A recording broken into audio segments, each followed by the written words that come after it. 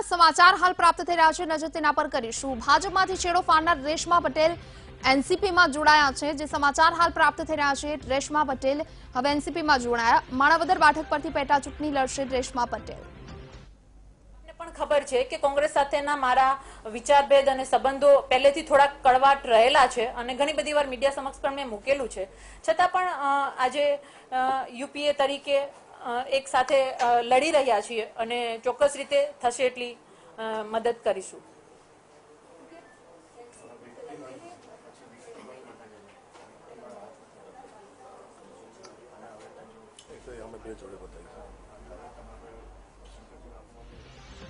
ભાજપ સાથે છેડો ફાડનાર રેશમા પટેલ આખરે એનસીપીમાં જોડાઈ ગયા છે। વિધિવત રીતે એનસીપીનો ખેસ આજે રેશમા પટેલે ધારણ કર્યો છે। માણાવદર બેઠક પરથી પેટા ચૂંટણી લડશે રેશમા પટેલ। અપક્ષમાંથી રેશમા પટેલ માણાવદર બેઠક પરથી પેટા ચૂંટણી લડવાના છે। એનસીપીમાં આજે વિધિવત પ્રવેશ કર્યો રેશમા પટેલે। પોરબંદર બેઠક પરથી અપક્ષ ઉમેદવાર તરીકે ફોર્મ ભર્યું છે।